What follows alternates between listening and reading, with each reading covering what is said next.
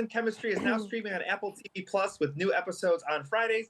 Food consultant, author, and chef Courtney McBroom here to chat all about it. Thank you so much for your time today. Of course. I'm so happy to be here. One word, lasagna. Let's go ahead and talk about the impact of that dish on the show. Well, it's kind of the catalyst for everything on the show. It's how she connects with Calvin. He takes a bite of her lasagna and I think immediately falls in love. And it's also such a great symbol of Elizabeth Zott, I think.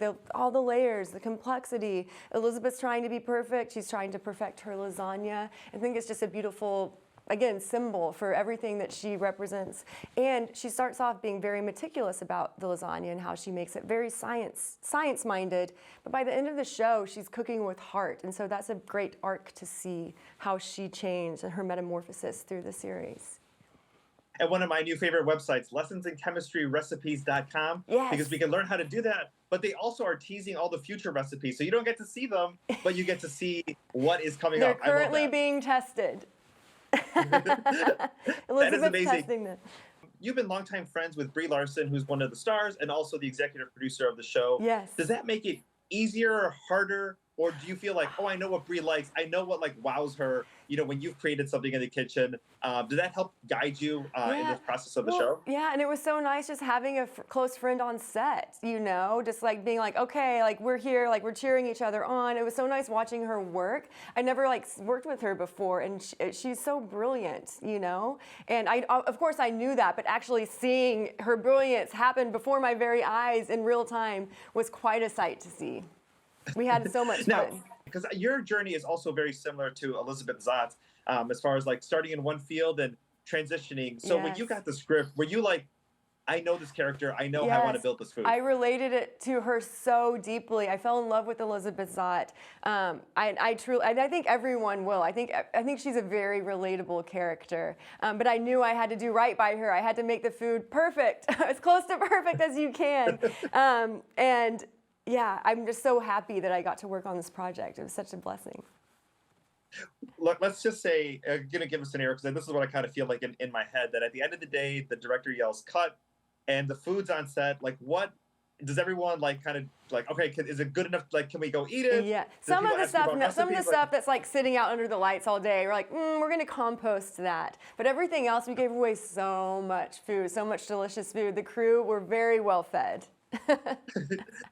As a food consultant on the series, were you there every day or just at the beginning? Or tell me a little bit about, this is your first big project on television. Yeah, I was there. I was there on the days where there was food. Anytime there's food present, I was there. So not every day, because there's not food in every scene, but if Elizabeth Zott was cooking, I was definitely there. I was also the hand double. So anytime there's a really tight shot of her cooking, it's actually these babies doing the work. There, I get to interview 2 stars today. Yeah. Let's talk a little bit about relating to food from the 1950s versus today. Do you feel like it's the same connection that people had back then versus now? I think it's changed a bit, and that's how we wanted that to be represented in Elizabeth's cooking, because Elizabeth is very much a woman of her time. She's a woman of the 50s. There's no doubt about that. But she's also a woman ahead of her time, and we wanted that to be represented in her food. So everything is made from scratch. She's using only the freshest ingredients. She has a basil plant in her kitchen, whereas in the 50s there was a lot more canned food going on. There were a lot of Jello molds, Jello salads they called them, and so we wanted Elizabeth's food to be kind of a mix. There's definitely a nod to 50s food throughout the entire series, of course, but her food is also a little bit more modern as well, because she feels very modern. As well, too. We're coming up on the holidays. Can you give us a tip, from all the photography and your wonderful cookbooks to all the wonderful photos that you put on social media, as far as someone creating a dish that they want to post or share with their family and friends? How can we add that extra wow factor? I think, honestly, well, the thing that we would do on set is, if we wanted it to be extra wowy, we would just spritz a little bit of oil on it to get that glistening shine. But I think too, just have fun with it, and it'll be perfect no matter what. And I think if you pour love into the food, that you will see and feel it. People will see that and feel that when they see the photos and eat it. Which is to me more important than the photos. It needs to taste good first and foremost.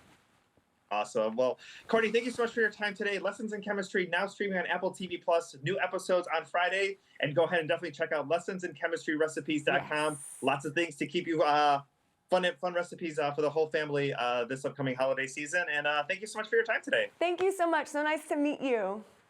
You too. Thank you. Bye.